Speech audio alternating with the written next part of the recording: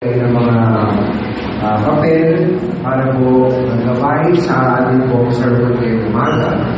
At kung kayo po ay hindi po nakatanggap ng papel, meron po tayong English at Tagalog, ay pwede po magpakitaas po kamay para may na po kayo na. Si Tatay, si Marie, si Ate Esther, okay? Si Paul. Yan. Tulungan natin siya. Yan. Tapos, siyempre, ating speaker, si Dr. Arnold, tutuloy niya natin ang ating pag-aaral sa aklat ng Daniel. So, taas lang po ang kamay para madali kayong makita. Yan. Sa taas po ba, lahat meron na po kayo? Sino pong wala? Okay, merong dalawa doon. Sige. Pwedeng baba. Sige. So, meron po, pakitaas po ang kamay ulit para malaman 1, 2, 3, 4, 5. Okay, 6.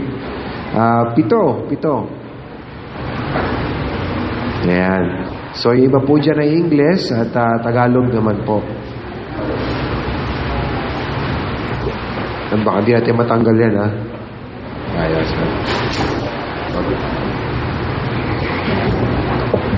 Okay, sige. Bigay na natin ng pagkakataon ang time kay Dr. Arnold. So,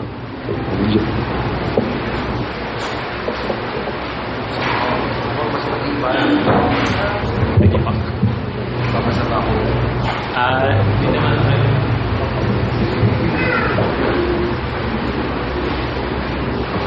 Okay, good morning po sa inyong lahat. Ang ibinigay nila sa inyo parang study guide ay sana parang may review po sana. So, ibig kong sabihin dyan, pagkatapos ng sermon sa weeknight, no, pwedeng gamitin sa devotion. So, parang yun ang purpose dyan, na makaroon tayo ng, parang may review po tayo kung gusto nyong basahin. Ito pong theme, try ulit sana. Ito pong theme ngayon ay, syempre, galing sa Daniel chapter 3. Ang makakita po natin dito ay tungkol sa Diyos, kanyang kapangyarihan, para iligtas ang kanyang mga tao, ang faithful sa kanya.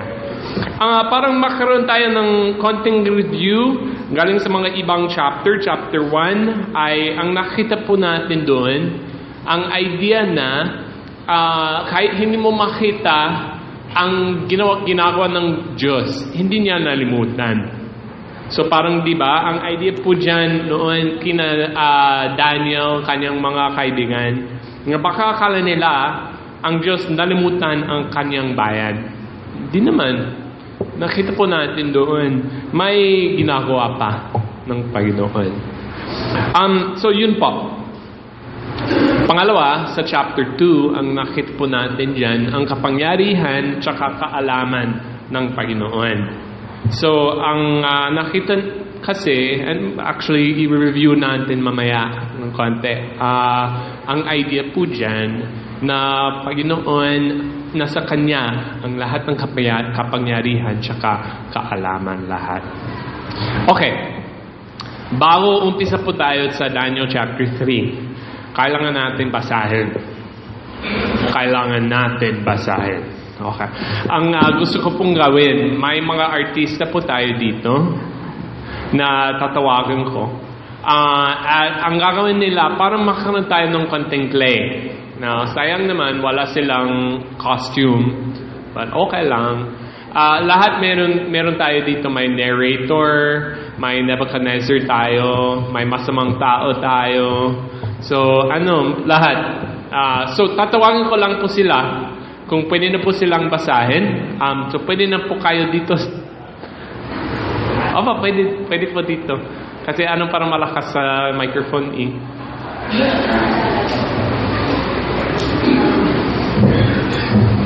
Okay. Yun. Okay, ayos na po. Okay. So, ito pong babasahin nilang bawat part. Para magkaroon tayo ng idea ang bawat part nila, ito ito pong purpose. Okay, ang purpose ko po dito ay para ang tingin natin, malalaman natin, tao talaga ito. Di ba? Kung minsan, babasahin ng ang kwento, parang kwento lang. Di ba? Kwento lang. Hindi naman.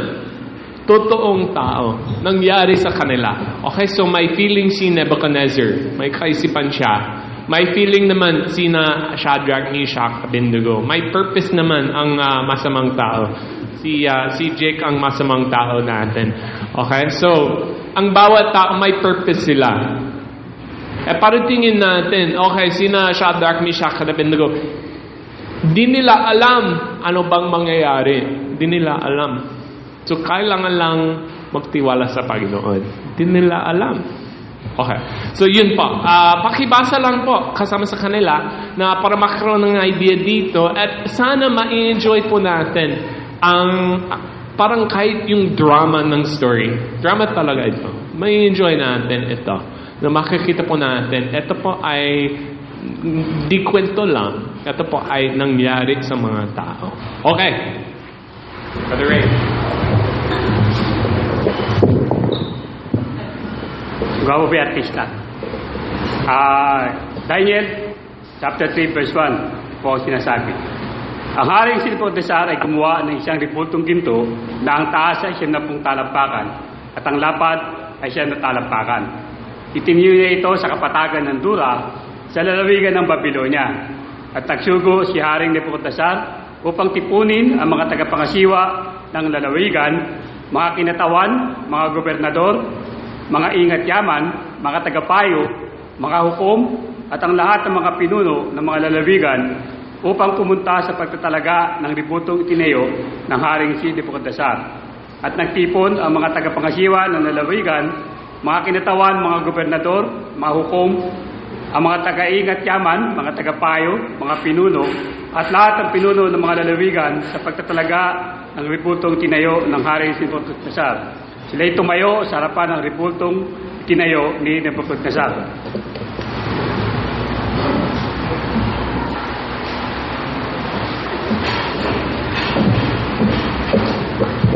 Sa inyo'y pinag-uutos, o mga bayan, mga bansa at mga wika, na kapag inyong narinig ang tunog ng tambuli, plauta, alpa, sambuko, salterio, tambol at iba pang mga panugtog, kayo'y magpapatira pa at sasamba sa ribultong ginto na ipinatayo ng haring si Nebuchadnezzar. Sino mang hindi magpapatira pa at sumamba ay kaagad na ihahagi sa gitna ng hurno ng nagdidingas na apoy. Kaya sa oras na iyon na marinig ng lahat ng mga bayan ang tunog ng tambuli, flauta, alpa, sambuko, salterio at ang iba pang mga panugtog, ang lahat ng bayan, mga bansa at mga wika ay nagpatira pa at isisamba sa ribultong ginto na itinayo ng haring si Nebuchadnezzar. Kaya't ng panahong iyon ay silapit ang ilang Kaldeo at nagbigay ng mga paratang laban sa mga Hudyo. Sila'y sumagot at sinabi sa haring si Nebuchadnezzar, O hari, mabuhay ka, mapagkailanman. Ikaw, o hari, ay gumagawa ng utos na bawat taong makarinig sa tunog ng tambuli, plauta, alpa, sambuko, salterio, tambol at ng iba pang mga panugtog ay mga pagpatira pa at sasamba sa ribultong ginto. At sino mang hindi mapagtira pa at sumamba ay ahagi sa gitna ng hurno na nagniningas na apoy. May ilang mga Hudyo na iyong itinalaga sa pamamahala sa lalawigan ng Babylonia na sina Shadrach, Meshach at Abednego. O hari, ang mga lalaking ito ay hindi nakikinig sa iyo. Sila ay hindi naglilingkod sa iyong mga Diyos na nagsisisamba man sa ribultong ginto na iyong itinayo. Kaya't sapot at galit ay pinag-utos ni Nebuchadnezzar na talhin sa kanya sina Shadrach, Meshach at Abednego. Bilangan nila ang mga lalaking ito sa harapan ng hari. Sibukod si Nebuchadnezzar at sinabi sa kanila, O Shadrach, Meshach at Abednego, totoo ba na kayo'y hindi naglilingkod sa aking Diyos ni nagsisimba man sa kayo'y hindi naglilingkod sa aking Diyos, ni nagsisimba man sa rebultong ginto na aking itinayo. Mabuti kung kayo'y handa ngayon na magpatira pa at sumamba sa rebultong ginawa ko sa sandaling inyong marinig ang tunog ng tambuli, flauta, alpa, sambuko, salteryo, tambol at ng iba pang mga panugtog. Ngunit kapag kayo'y hindi sumamba, kayo'y kaagad na iahagi sa gitna ng hurno na nagniningas na apoy. At sinong Diyos ang magliligtas sa inyo sa aking mga kamay? Sina Sadrach, Meshach at Abednego ay sumagot sa hari. O Nebuchadnezzar, hindi namin kailangang sagutin ka sa bagay na ito. Kung mangyayari na ang aming Diyos na pinaglilingkuran namin ay makapagliligtas sa amin sa hurno ng nagningas na apoy, ay hayaang iligtas niya kami sa iyong kamay, O Hari. Ngunit kung sakali mang hindi, dapat mong malaman, O Hari, na hindi kami maglilingkod sa iyong Diyos na ni sasamba sa rebultong ginto na iyong itinayo. Kaya tapuno ng galit si Nebuchadnezzar at ang anyo ng kanyang mukha ay nagbago laban kina Sadrach, Meshach at Abednego. Siya ay nagsalita at iniutos na painitin ang hurno ng 7 ulit na higit kaysa sa dating init nito. Kanyang initusan ng ilang magiting na mandirigma mula sa kanyang hukbo na gapusin sila Sadrach, Meshach at Abednego at sila iagis sa hurno na nagniningas sa apoy. Ang mga lalaking ito ay tinalian na may mga suot, may tunika at may balaban at may ibang mga kasuotan at sila inihagi sa gitna ng hurno na nagniningas na apoy. Sapagat ang utos ng hari ay pagmamadalian at ang huro ay lubhang pinainit, pinatay ng liyab ng apoy ang mga lalaking bumuhat kina Sadrach, Meshach at Abednego. Ngunit ang 3 lalaking ito, sina Sadrach, Meshach at Abednego, ay bumaksak na nakagapo sa gitna ng hurno, nagniningas na apoy. Kaya't ang hari si Nebuchadnezzar ay nagtaka at nagmamadaling tumindig. Sinabi niya sa kanyang mga tagapayo, "Di ba 3 nakagapos na lalaki ang ating inihagis sa apoy?" Sila'y sumagot sa hari, "Totoo, O hari," siya'y sumagot.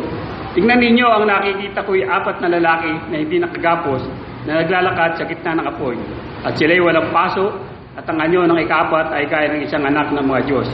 Na magkagayoy, lumapit si Nebuchadnezzar sa pintuan ng hurno, nagniningas na apoy at sinabi, Sadrach, Meshach at Abednego, mga lingkod ng kataas-taasang Diyos, lumabas kayo at pumarito kayo. Kaya sila Sadrach, Meshach at Abednego ay lumabas mula sa kalagitnaan ng apoy, at ang mga tagapangasiwa ng lalawigan, mga kinatawan, mga gobernador at ang mga tagapayo ng hari ay nagtipon-tipon at nakita ng apoy ay hindi nagkaroon ng anumang kapangyarihan sa katawan ng mga lalaking ito. Ang mga buhok ng kanilang mga ulo ay hindi nadarang, ni nasunog man ang kanilang mga suot, ni nag-amoy-apoy man sila. Nagsalita si Nebuchadnezzar at sinabi, Purihin ng Diyos ni Sadrach, Meshach at Abednego, na nagsugo ng kanyang anghel at nagligtas sa kanyang mga lingkod na nagtiwala sa kanya. Kanilang sinuwayang utos ng hari at isinuko ang kanilang mga katawan kaysa maglingkod o sumamba sa sino mang Diyos maliban sa kanilang sariling Diyos. Kaya't ako'y nag-uutos na ang bawat bayan, bansa at wika na magsasalita ng anumang masama laban sa Diyos ni Sadrach, Meshach at Abednego ay pagpuputol-putulin at ang kanilang mga bahay ay gagawing bunton ng basura sapagkat walang ibang Diyos na makapagliligtas sa ganitong paraan. Nang magkagayoy, tinaas ng hari sa katungkulan sila Sadrach, Meshach at Abednego sa lalawigan ng Babylonia. Okay, pwede na pong palakpakan. Salamat po sa mga artista. Ang I think siguro may long career sa harapan nyo. So, thank you. Sana po nakita po natin ang idea na dramatic ang story na ito.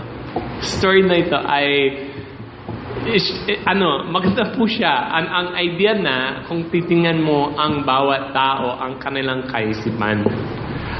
Pwede din pong sabihin, kahit ginawa na po natin dito, pwede din pong gawin sa mga ibang passage.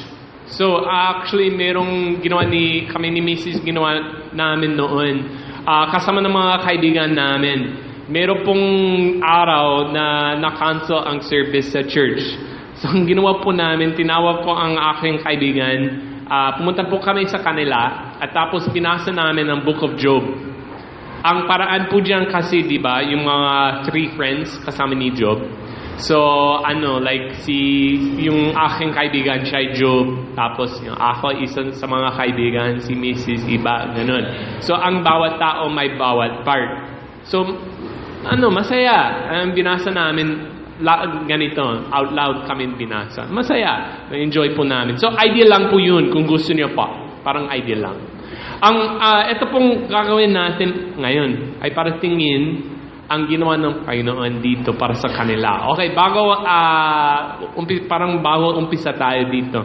Ang gusto, mga 2 or 3 bagay na gusto kong ipaliwanag tungkol sa story na ito. Mga tanong ng tao dito. Unang-una sa lahat. Karaniwan may tanong ang mga tao tungkol kay Daniel. Na parang tanong nila, bakit wala siya dito? Okay? Kung nanood ka parang sa Bible series, merong parang TV show last year or last year, parang ganun. May part sila dito sa story na ito. Ang ginawa nila, parang si Daniel ay nag-compromise. Si Daniel siya sinabi sa mga kaibigan niya, ay okay lang, maliit na bagay lang ito. So siya naman nagsamba sa Diyos-Diyosan. Okay, parang yun ang kaisipan ng mga di manampalataya. Bakit wala si Daniel dito? Bakit silang 3 lang? At ang sagot naman, medyo malinaw. Kung punta ka naman sa chapter 2, ang chapter 2 verse 49, pinakahuling sinabi po dyan, eto, Daniel made the request of the king. Shadrach, Meshach, and Abednego ay naging parang official sa kanyang kingdom. Si Daniel naman ay namalagi sa balwagan ng hari. So parang yun ang huling sinabi dito na Daniel ay dun, yung kanyang responsibility ay dun sa Babylon. Tapos yung next na sinabi ay dito sa chapter 3 na ang statue na ito ni Nebuchadnezzar ay dito po sa verse 1 kapatagan ng Dura sa lalawigan ng Babylonia. So ibig sabihin kung titingnan natin ang place dyan, medyo malayo naman siya sa Babylon.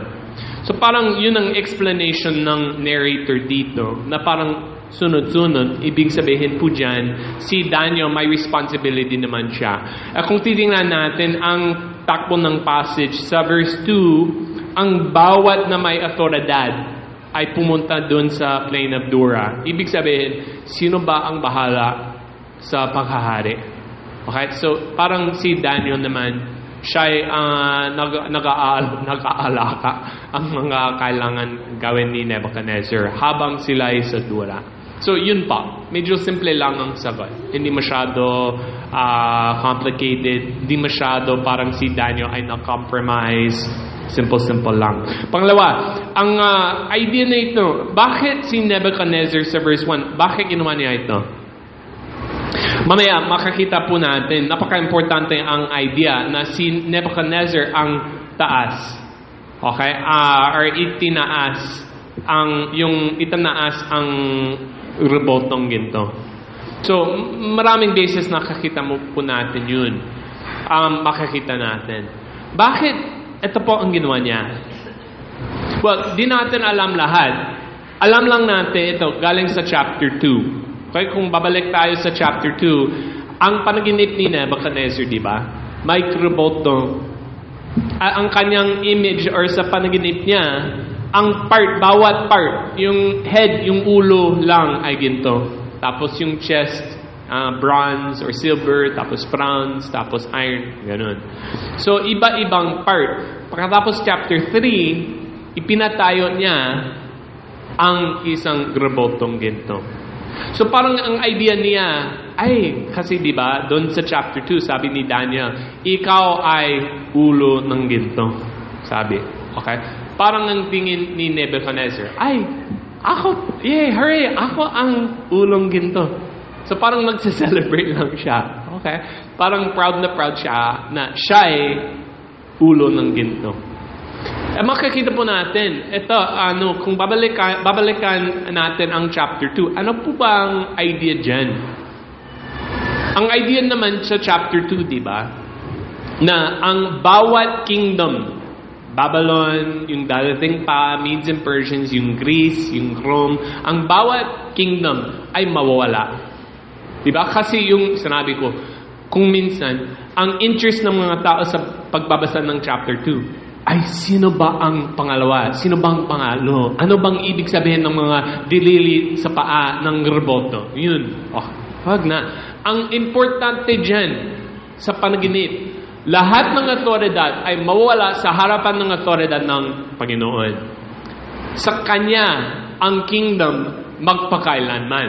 Sa Kanya ang kingdom na di mawawala. So yun talaga ang idea po dyan. Ang bawat kingdom, kahit ano, kahit sino, ay mawawala sa harapan ng otoridad ng Panginoon. Sa harapan ng kingdom of God. Yun ang idea. Okay, naintindihan ba ni Nebuchadnezzar? Yun ang tanong, di ba? Naintindihan ba? Hindi naman.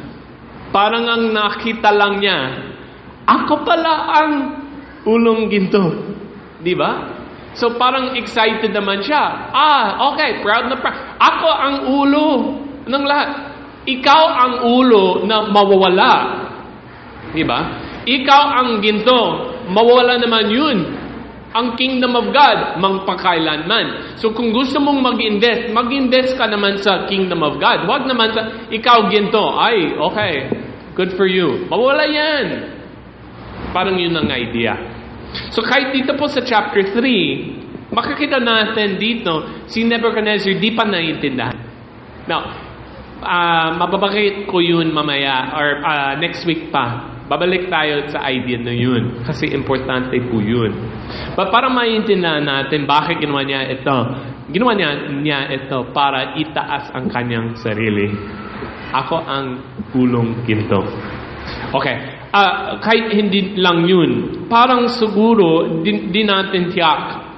Parang ang idea naman dito na para i-consolidate or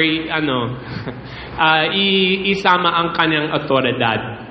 So parang sa history, merong nangyari sa kanila. Nagkaroon ng coup or nagkaroon ng rebellion. Parang si Nebuchadnezzar dahil siya ay parang ganitong klaseng hari. Gusto niyang malaman sino ay loyal sa kanya. So, itataas ko ang ganitong reboto. Kailangan nilang sambahin ang simbolo lang yan ng aking otoridad. Kung sasambahin nila, malalaman ko sila ay loyal sa akin. Okay? So, parang sa kanya, okay, eto, maganda sa akin ito. Ang bawat tao kailangan sambahin ang simbolo ng aking otoridad. Ang mangyayari dito ay butit sa akin. Kasi, lahat nila alam na. Alam nila, ako ay ulong ginto. Okay? Yun po ang kanyang idea. Last po. Ang pwede natin tanongin dito, tungkol sa parang jealousy ng mga iba. Okay, galing sa chapter 2 hanggang dito, di ba? Yung ginawa nila sa verse 8, at that time certain Chaldeans came forward and maliciously accused the Jews. Okay. Ang sinabi nila, kung mabasahin mo, parang ang discarding sinabi. Like parang sobrang deceptive tsaka discarded talaga. Kasi titingnan natin dito. Sabi sa verse 12, may ilang mga Hudiyo na inyong itinalaga sa pamamahala sa lalawigan ng Babylonia na sina Shadrach, Meshach, at Abednego. Okay, tanong po. Bakit parang may puot sila kina Shadrach, Meshach, at Abednego? Bakit may problema sila sa kanila? Well, simple lang. Kung babalik ka lang sa last verse ng chapter 2, ano bang ginawa ni Nebuchadnezzar? Ibinigay niya sa kanila ang autoridad. So parang na-jealous sila. Diba? Na-jealous sila sa kanila kasi dati sa aking position na yan. Sino ba ito? Nakita po natin ang idea na estudyante pa sila. Okay? Di natin alam sa chapter 3 kailan nangyari ito. But parang nangyari ito habang medyo bata pa. So, nandito may isang tao ka na siya ay marang 50 years na siya naglingkod sa hari.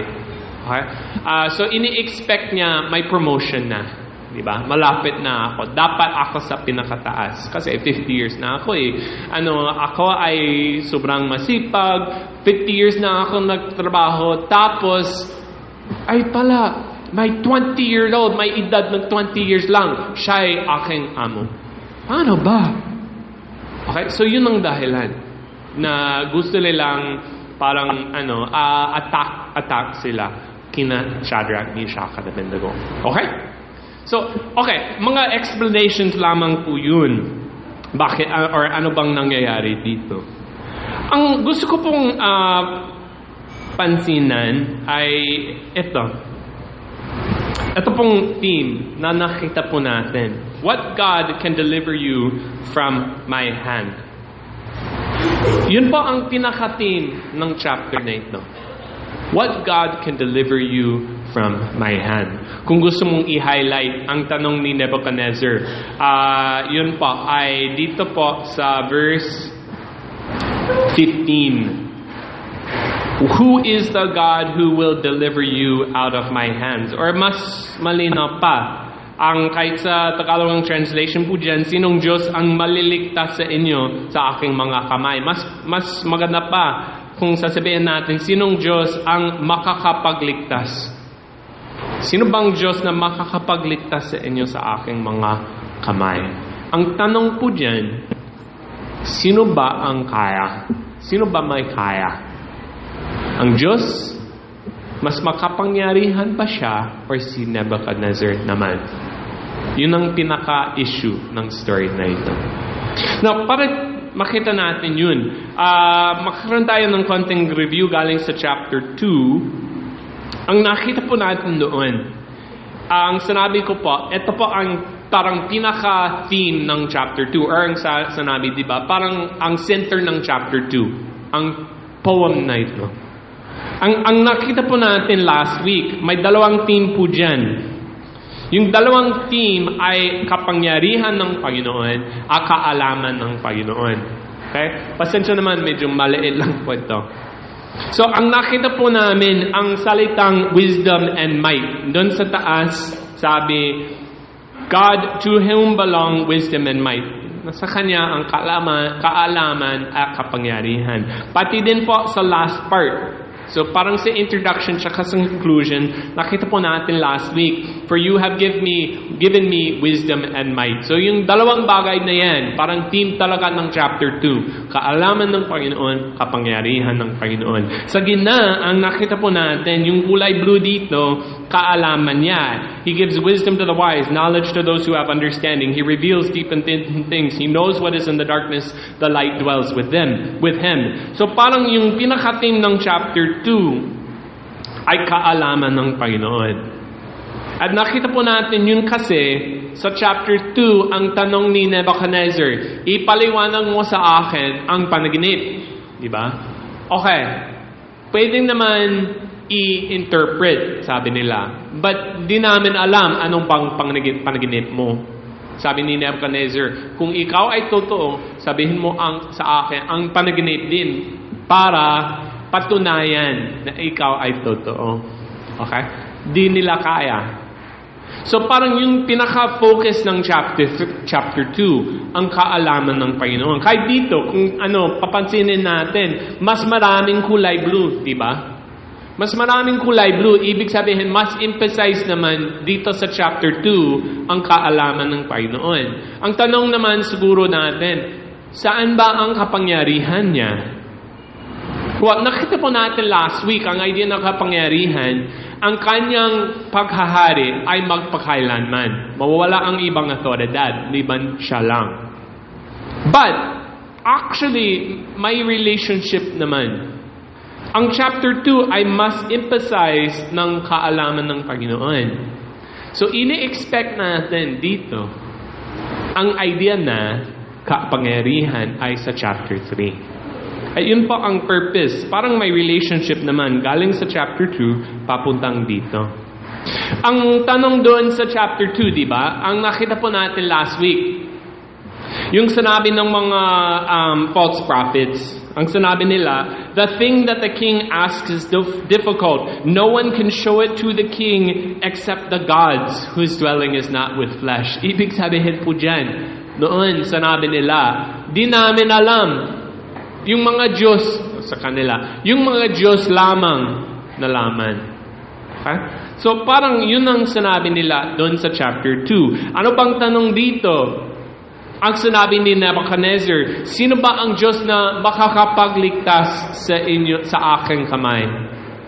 So parang chapter 2, di ba? Focus sa kaalaman ng Panginoon. Chapter 3 na, focus sa kapangyarihan niya. At ang tanong natin dapat, sa chapter 2, can God reveal the dream? Alam ba niya? Sagot, alam niya. Alam ba ng Panginoon ang panaginip? Siya lang nalaman. Yung mga Diyos-Diyosan, di nila alam. Dito po sa chapter 3, ang tanong naman natin dapat, can God deliver His people? Sino ba ang Diyos na makakapagligtas sa kamay ni Nebuchadnezzar? Sagot, ang totoong Diyos. Katulad sa chapter 2. Ang chapter 2, sino bang may kaalaman? Yung mga Diyos-Diyosan, di nila alam. Yung mga false prophet, di nila alam. Diyos lamang nalaman. At last po, ang chapter 2 ay parang contrast, God versus the pagan prophets. Yung mga encantador. Alam ba nila? Sagot, di nila alam. Dito po sa chapter 3, God versus Nebuchadnezzar. Si Nebuchadnezzar, akala niya, siya ay pinakamakapangyarihan. Sagot, ang Diyos naman, mas makapangyarihan pa. Now, may mga expression na gusto ko kong ipakita sa atin dito. Importante po yun. Kung babasahin mo ang isang chapter at may ulit, maraming beses inulit sa chapter, i-highlight mo yan. Importante yun. May purpose naman dyan. Okay, kanina napansin ko po, ang mga salitang, halimbawa sa chapter 3, nagtipong ang mga, ay, mahirap na. Yung maraming salita na medyo malalim. Okay? Hindi ko alam paano sabihin. At medyo mahaba ang list. Okay? So kung minsan, kahit isang purpose ng pagbabasa, kung kailangan mong basahin ang list, tapos, ay, yun na naman uli. Okay? Ay, ito naman uli. Okay? Maraming beses inuuli. Mapapansin mo dyan na maraming beses inuuli kasi binasa mo out loud. So, may mga ganitong expression. Una po, ito po. Paano yung orchestra? Okay? Medyo maraming bases inulit sa verse 5. Okay, sa English na lang babasahin. Horn, flute, zither, lyre, harp, pipe, all kinds of music. Okay? Pati din po sa verse 7. Horn, flute, zither, lyre, harp, all kinds of music. Sa verse 10, horn, flute, zither, lyre, harp, pipe, all kinds of music. Sa verse 15, horn, flute, zither, lyre, harp, pipe, all kinds of... Bakit 4 na beses inulit? Mahaba eh. Bakit? Parang sayang, di ba? Hindi naman sayang. So, bakit? Okay. Bakit ganito? 3 beses inulit. Pati din sa English. Sa verse 2, he summoned the satraps, prefects, governors, advisors, treasurers, judges, magistrates, all the other provincial officials. Mahaba. Ay, verse 3 na naman. So, the satraps, prefects, governors, advisors, treasurers, judges, magistrates, and all the other provincial officials. Pati din sa verse 27, the satraps, prefects, governors, royal advisors. Bakit? Bakit parang sobra? Okay? So, parang inulit din yun. Meron pa. Ito pong expression sa verse 1. King Nebuchadnezzar made an image of gold. Na, di naman siya ang gumawa. Di ba? Parang nagpagawa lang. Medyo yung may medyo nakakatawa. Kung titingnan mo ng mabuti ang statue na ito, ang sabing rebultong ginto. Well, ibig sabihin po dyan, may ginto siya sa labas. Yung sa gitna siguro, kasi kung i-calculate mo, hindi naman sapat ang ginto eh. So, ang idea na parang gold-plated lang siya, most likely. Parang gold-plated lang siya. Ang sa loob naman ay parang brick lang or parang bato lang sa loob. Okay? So, mukhang rebultong ginto. At medyo nakakatawa sa akin yung idea na kahit siya sa kanya. Ako ay ulong ginto. Ay parang okay, sa loob naman bato. Anyway, yun. But ang idea na he made an image of gold. Okay, parang siya ang gumawa or nagpagawa. So verse 2, the image that King Nebuchadnezzar had set up. So verse 3, the image that King Nebuchadnezzar had set up. So verse 5, the golden image that King Nebuchadnezzar has set up. So verse 7, the golden image that King Nebuchadnezzar had set. Alam ba natin? Okay, dapat isaulo na. Ang verse 12, worship the golden image that you have set up. Verse 14, the golden image that I have set up. Verse 15, the image that I have made. Verse 18, the golden image that you have set up. So ano po bang point ng maraming expression na ito na inuuli maraming beses? Well, may point naman dyan. Kung ikakampay natin ang lahat, okay, yung idea na parang orchestra nila, yung maraming autoridad nila, at last, the image that King Nebuchadnezzar had set up. Ano po bang picture dito? Ang picture naman ganito, nandun may maraming tao. Okay? Ang bawat may autoridad, parang galing sa hari mismo hanggang sa parang assistant sa secretary ng isang barangay. Parang lahat. From A to Z. Lahat na may autoridad nandun. Okay? So, sa harapan ng lahat, di ba, ang idea na kung may nakakahiya kay Nebuchadnezzar, ang bawat na may autoridad, malalaman nila. Maraming tao doon. Hindi naman parang 20, 30, 40, 60, 100, hindi naman. Marami. Kaya isang tama sa Bible series yung nabanggit ko kanina. Ang tama naman sa kanilang picture doon ay parang sabi plain of Dura, parang field, okay? Kahit napakamalayo, may tao pa diyan. So it's just parang sobrang daming tao. Yun. So ang bawat na may autoridad nandun. Pangalawa, bakit inuuli ang horn, flute, zither, or inuuli ang horn, flute, zither, lyre, harp, pipe, all kinds of music? May orchestra pa. Okay? Ang bawat may autoridad, tsaka may orchestra pa. Ibig sabihin, di naman parang dalawang tao na may guitar. Okay? Orchestra. So, etong occasion ay parang sobrang napaka-formal or parang parang inauguration ng presidente or parang ganun. Just maraming tao, maraming preparation, lahat maganda, ayos talaga. Okay? At last naman, ang sabing the image that King Nebuchadnezzar has set up. Ibig sabihin po dyan, di naman parang si Nebuchadnezzar, okay, sige, kakawin natin, sige. Hindi naman. Ito po ay plan niya. At ang simbolo na ito ay simbolo ng kanyang autoridad. Parang ako ang gumawa, kung ayaw mo ang aking ginawa, ano bang dati? Okay? Kung ikaw ay na-invite sa bahay ng kaibigan mo. Okay? Punta ka dyan, tapos baka siguro parang may baon ka. Okay? So kakain kasama ng kaibigan mo, yung may baon ka. Masyadong matamis, no? Okay, pwede naman kasi ikaw ang isa inyo yan. Diba? Kung siya'y nagluto, ano bang dapat mong sabihin? Ay, sarap to. Okay? Kahit hindi siguro hindi masyadong matamis, ang dapat mong sabi, sarap. Diba? Okay, so kasi siya ay nagluto eh. Okay, itong revolt ay simbolo talaga itong ginawa ni Nebuchadnezzar. So kung ayaw mo ang ginawa niya, ang dating diyan, ikaw ay parang may rebellion sa kanya. Ayaw mo ang kanyang autoridad. Lahat po dyan, sa purpose na ito, Nebuchadnezzar's honor is at stake. Nebuchadnezzar's honor is at stake. Kung sa harapan ng lahat, makikita nila si Nebuchadnezzar ay malakas na autoridad sa harapan ng lahat.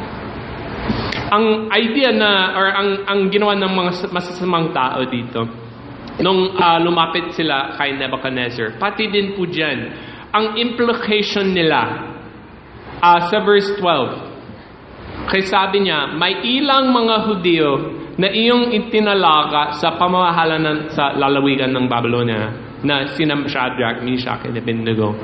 Parang discarding sabi, kasi ang sa kanila may puot sila, parang yung idea naman, si Nebuchadnezzar, or o king, ang ginawa mo, hindi masyadong matalino. Buti naman kung ako ay pa sa position na yan. But dahil ginawa mo yan, tingin mo na. Parang yun. Tingin mo na ang ginawa mo. Okay? Mali ang ginawa mo. Ibalik mo ako sa position na yan. Mali ang ginawa mo. Okay? Parang yun ang, so kanyang honor talaga at stake. At para sa kanya, parang okay kung insecure na siya. Kasi sila'y nagalit, sila'y nagsasabi, may pagkakamali ka.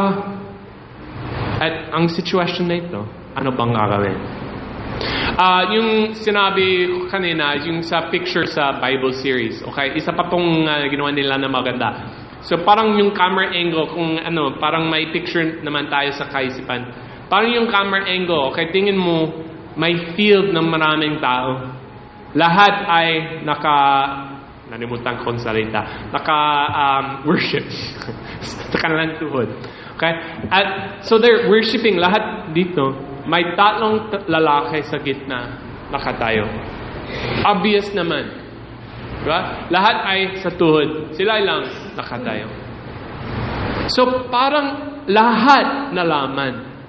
At pati din po ito, nung sinabi ni Nebuchadnezzar sa verse 15, kung ikaw or kung kayo handa ngayon na magpatira pa at sumamba sa revoltong ginawa ko, sa sandaling yung marinig ang tunog ng orkestra. So parang ang idea niya, parang may favor pa, may awa pa siya sa kanila. Na sana, okay. Parang siguro may mistake pala. Okay. So, asikasuhin natin ito. Para tingin nila, makita nila, na wala kayong rebellion sa akin. Okay. Asikasuhin natin. Okay lang. Ayusin natin ito. Ulitin lang natin, sa harapan nila, makikita nila na may respect ka sa aking autoridad. Okay? So, okay na. Kung gawin natin yun. At ang idea po dyan, parang, diba, sa verse 15, kung ikaw ay sa orchestra, okay, di natin alam. But parang sa imagination ko, I'm thinking like, nandun yung mga orchestra, okay, pack up na sila, yung mga instruments nila sa case, okay, halos gusto nilang umuwi. Sabi ni Nebuchadnezzar, okay, teka, kailangan natin ulit okay, buksan mo ulit ang orchestra, ang case, okay, ayusin mo. Parang kailangan nilang ulitin lahat. Ibig sabihin po dyan, yung emphasis ng inuulit-ulit ang salitang horn, pipe, lyre, trigon, harp, bagpipe, every kind of music. Di naman parang okay, tawagan yung na may guitar. Hindi naman, orchestra naman. So, maraming kailangan nilang asikasuhin para sa kanila, para ayusin ang sitwasyon nito. Okay, ginawa po nila. Sabi ni Nebuchadnezzar, ito pong parang climactic sinabi. Ang sinabi kanina, what God will be able to rescue you from my hand. Ang kanyang kaispan, itong issue ay tungkol sa autoridad at kapangyarihan. Now, medyo interesting sa akin ito. bakit nabangi ang Diyos? Bakit nabangi ang Diyos nila? Walang anumang idea dyan. Okay? Like parang dito sa verse 12, pay no attention to you, sabi ng mga masasama. They do not serve your gods or worship the golden image that you have set up, sa verse 12. Sila hindi naglalingkod sa inyong mga Diyos.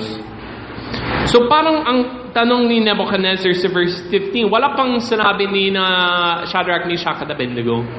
Parang nalaman lang niya na kanyang pagtiwalaan ay sa kanilang Diyos. Parang alam niya. Ay parang naiintindihan niya. Ayaw niya lang sambahin ang aking Diyosan or aking Diyos kasi may sariling pagtiwalaan sila. Ang sagot nila, eto, our God whom we serve is able to deliver us from the burning fiery furnace. No, tingin mo nang mabuti sa verse 17 tsaka sa 18. Kung titingnan natin nang mabuti diyan, verse 18, malinaw ang sinabi nila, ngunit kung sakali mang hindi. Kung sakali mang hindi. Di nila alam kung ililigtas ng Panginoon. Di nila alam. Bakit yun? Kasi kung titingnan mo ang history, kahit sa Biblia, kahit sa church history, makakita mo naman, marami naman nasunog. Diba? Maraming nasunog. Kahit yung mga maka-Diyos. May mga tao na, may mga propeta, may iba pa, kahit maka-Diyos sila, namatay. Okay? Meron pa tayong example galing sa Biblia ng isang maka-Diyos na namatay sa masamang ginawa ng mga tao. Meron po ba? May idea po ba? O dapat si Jesus. Si Jesus mismo namatay sa kamay ng masasama.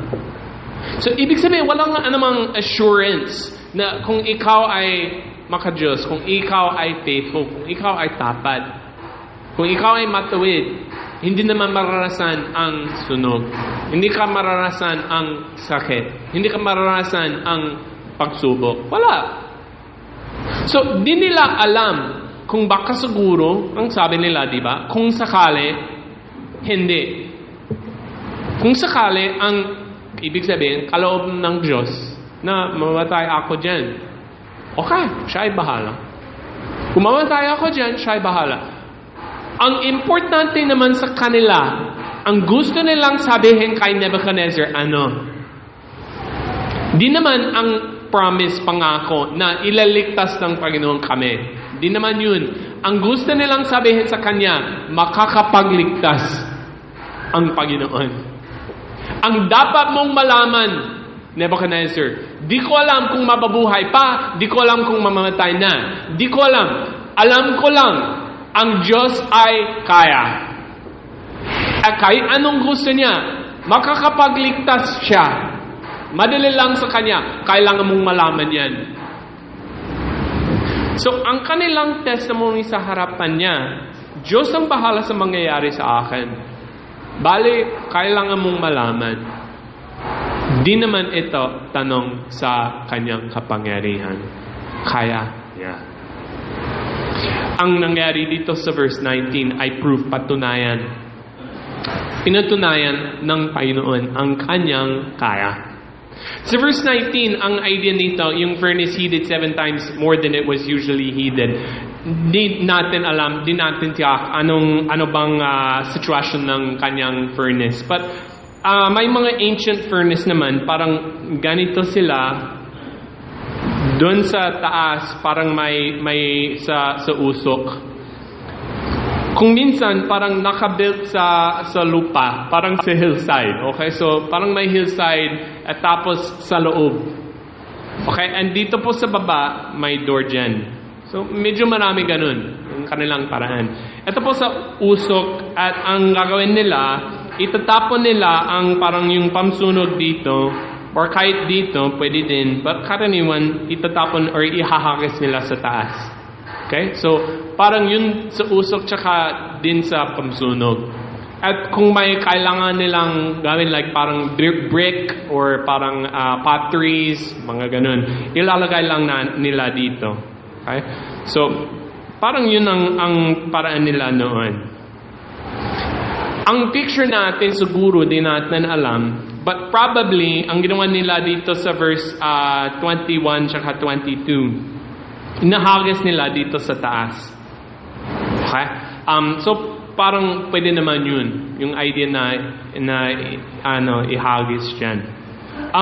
Kahit sa mga archaeology, nakita po nila kahit lumang panahon, kaya nila hanggang mga 500-600 degrees. 500-600 degrees Celsius kaya. Okay? Sobrang mainit. So, totoo nga talaga ito. May mga evidence naman na kaya nila kahit lumang panahon. At ang ginawa ni Nebuchadnezzar, dahil sabi, many times, maraming beses ulit, or maraming ulit sa init. Okay? Totoo nga ito. Because the king's order was urgent, the flame of the fire killed those men who took up Shadrach, Meshach, and Abednego. At verse 20, ang ginawa niya, di ba? Ang inuutos na ang pinaka parang yung mighty men niya sa verse 20, ang ilang makakiting na mangdirikma mula sa kanyang hukbo. So parang yung pinaka mighty men, okay? Sila ay namatay. Kahit malapit lang. Kahit lumapit lang sila hanggang dito lang para ihagis sila. Sila ay namatay. Si Nebuchadnezzar or si Shadrach, Meshach, and Abednego ay nakasuot mga cloak, tunic, hat, other garment. Parang, di ba, isa pa pong expression ni inulit or importanteng expression. So, sa kanilang suot, lahat sila inahagis sa apoy. Verse 23, okay, tingin natin mong mabuti. They fell, ano bang salita dyan? They fell bound into the fiery furnace. Bumagsak na nakagapos. Okay?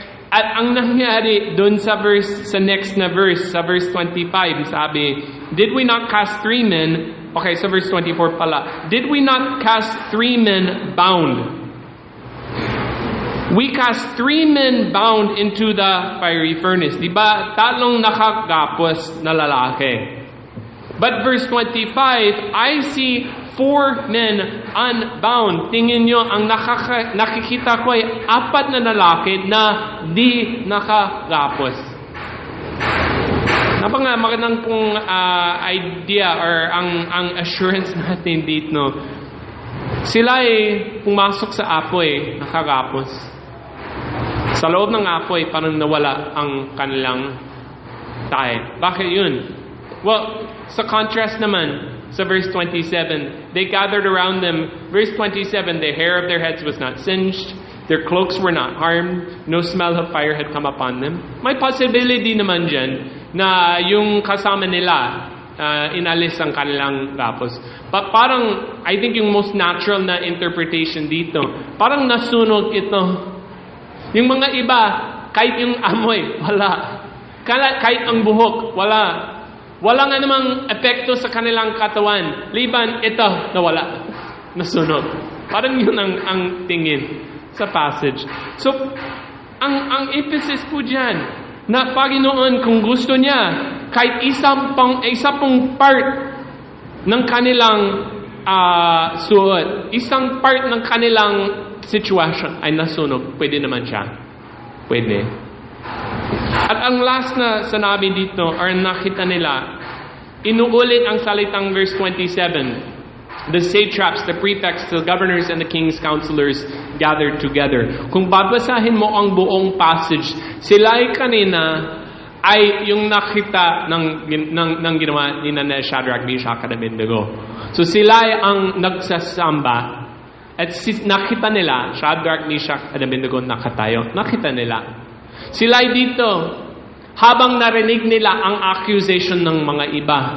Sila ay dito din, alam nila ang sitwasyon, parang ang challenge ni Nebuchadnezzar. Sino ba ang Diyos na makakapagligtas sa aking kamay? Sila ay din dito, nakita ang deliverance, ang kaligtasan ng Panginoon sa kanila.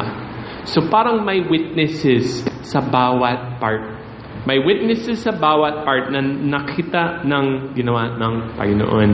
Ang tanong, sino ba ang Diyos na makakapagligtas sa kamay ni Nebuchadnezzar? Sagot, ang ating Diyos. Ang ating Diyos ang nakakapagligtas sa kamay niya. Isa pa pong,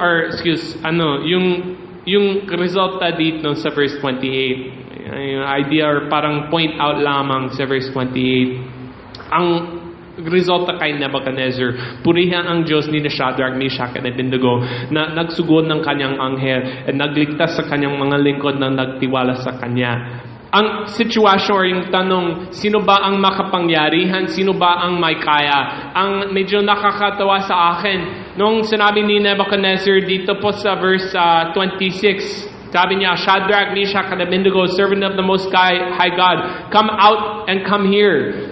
Bakit sinabi niyan? Lumabas kayo at pumarito kayo. Bakit yun?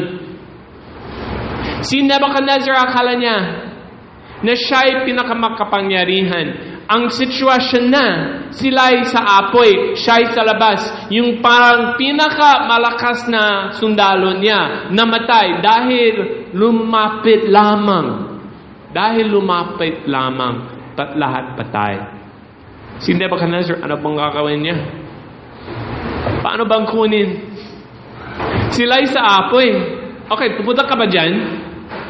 Kahit lalapit ka lang, patay na. Ano bang gagawin?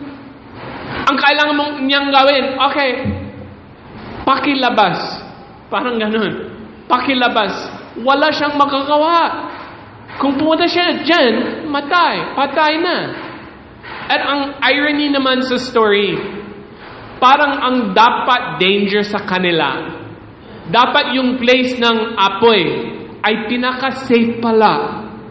Wala nga namang tao na makakapasok dyan. Sila lang. Safe na safe sila sa apoy. Kasi walang magawa si Nebuchadnezzar. Yung hari na akala, sino ba ang Diyos na makakapagligtas sa akin? Siya na, maaari po ba? Pwede na po ba? Kailangan na.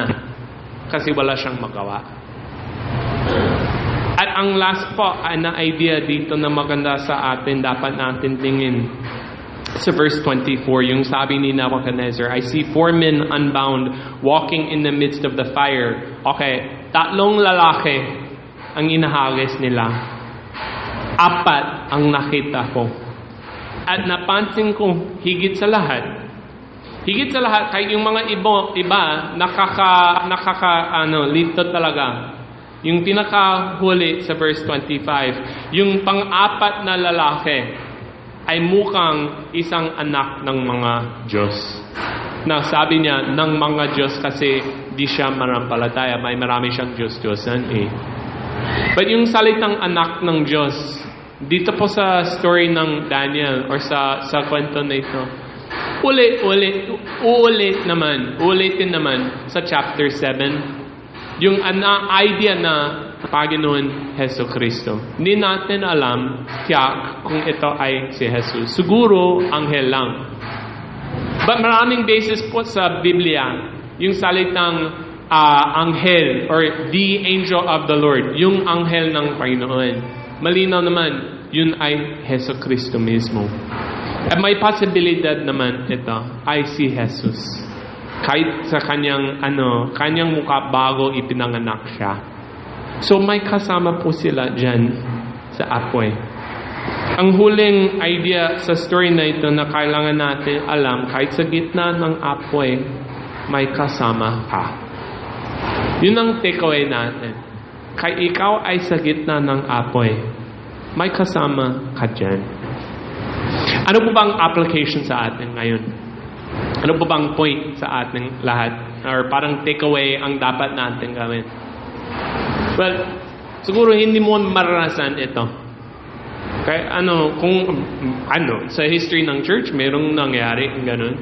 May mga tao na ang kanilang pagsubok ay nasunog sa apoy. So, nangyari noon, hindi natin alam. But, parang siguro, hindi naman.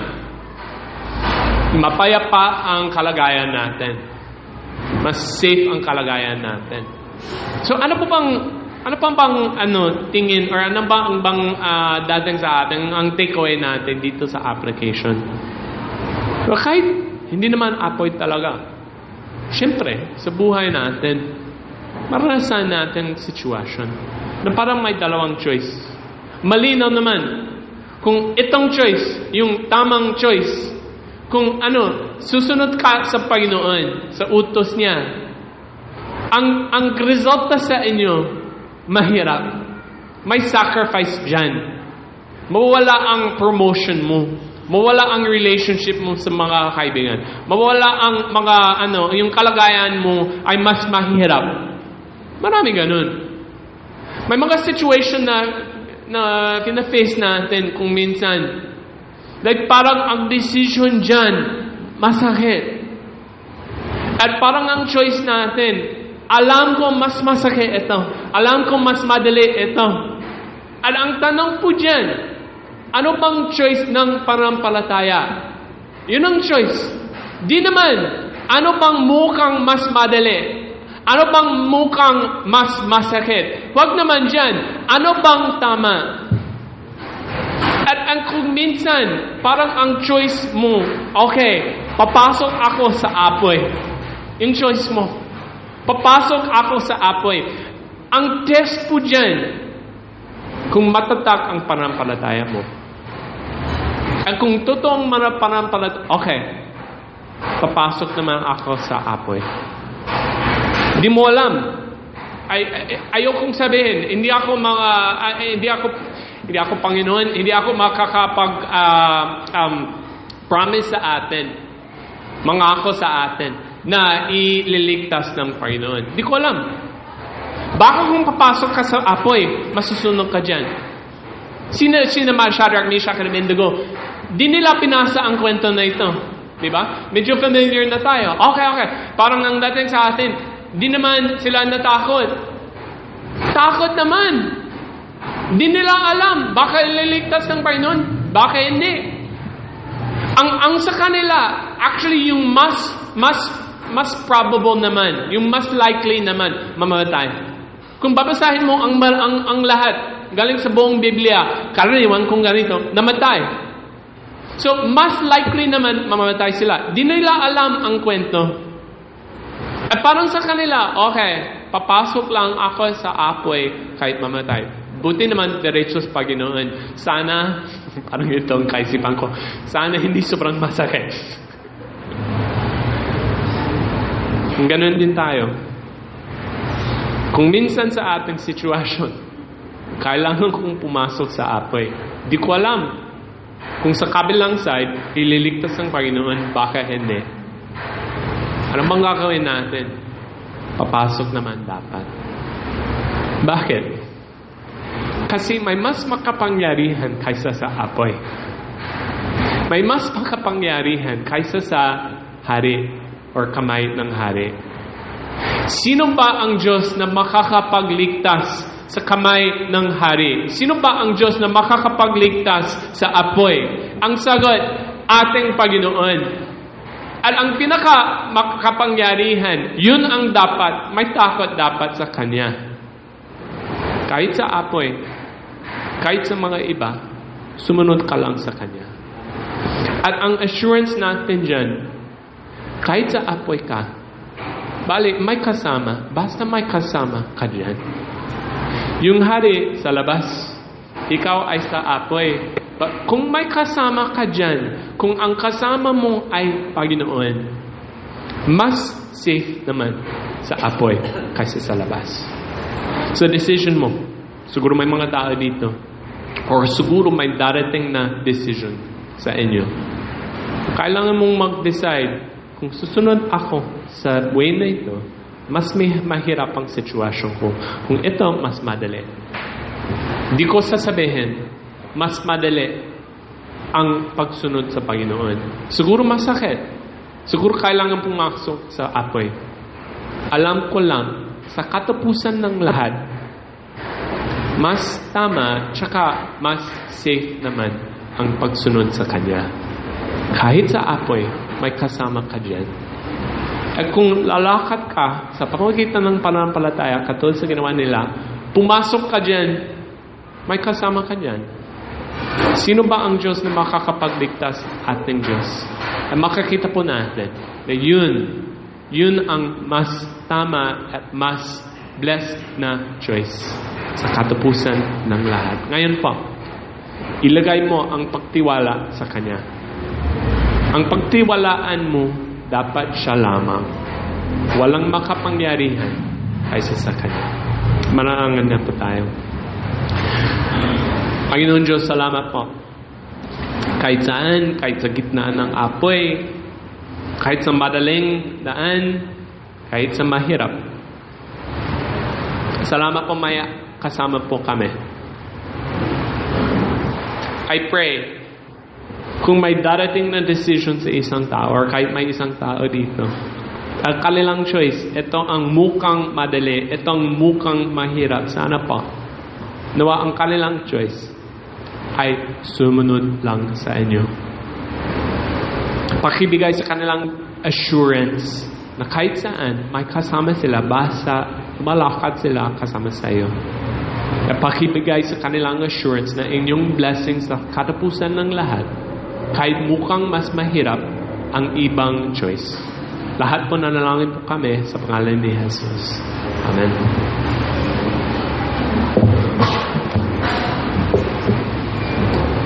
May po tayong lahat para po sa ating pagtugon sa salita ng Diyos.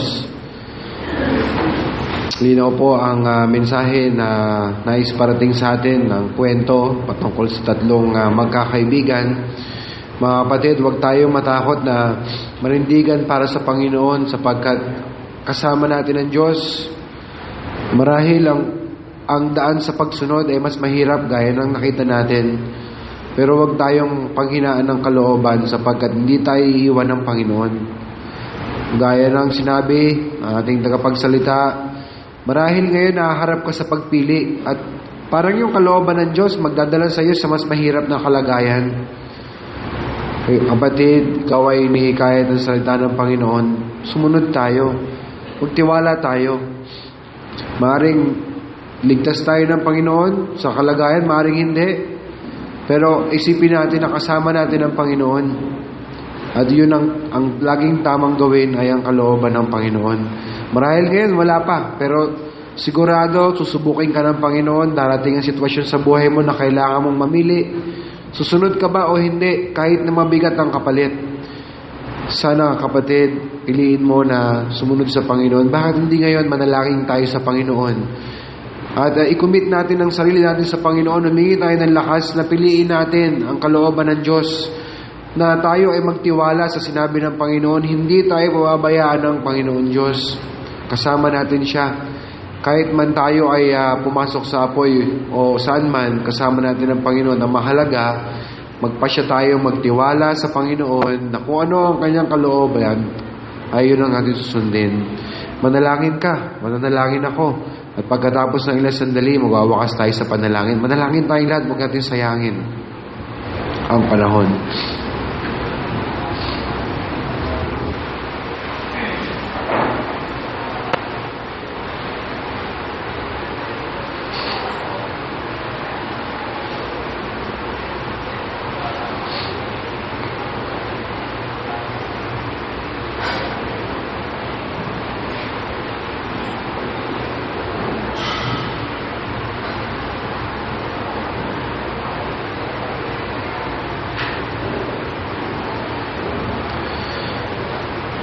Dakilang Diyos, salamat po sa kwento na binigay mo sa amin. Totoo, Lord, na hindi lahat ng kalooban mo ay madali. May mga pagkakataon na mabigat ang kapalit ng pagsunod sa iyo. Maaring mawalan kami ng mga ari-arian, mawalan kami ng mga kaibigan, ng mga oportunidad sa buhay, o maaaring mawalan kami ng buhay mismo. Pero Panginoon, hinihikayat mo kami na sumunod sa inyo. Kahit hindi po namin alam ang wakas, alam namin kasama ka namin. Tulungan niyo po kami, Panginoon, lalo na po ang mga kapatid ko na ngayon po marahil nakaharap sa pagpapasya, na natutokso sila na sumuway sa iyo para mas maging magaang ang kanilang buhay. Pero salamat po sa pagkapaalala sa amin na ang pinakaligtas na kalagayan sa buhay ay yung pong nandoon kami sa landas ng pagsunod sa iyo. Tulungan mo kami, Panginoon, na manampalataya. Bilang mga mananampalataya, patuloy kami magtiwala sa iyo. Bigyan mo kami ng lakas, Panginoon, na kahit po magiging mahirap ang kapalit ng pagsunod sa iyo, ay piliin pa rin namin na maging matapat sa iyo, Panginoon. Kayo po ang patuloy na magpala sa mga salitang ito sa puso namin. Bigyan kami ng kalakasan upang kami po ay makasunod sa inyo. Ito po aming panalangin sa pangalan po ng aming Panginoong Hesukristo. Amen.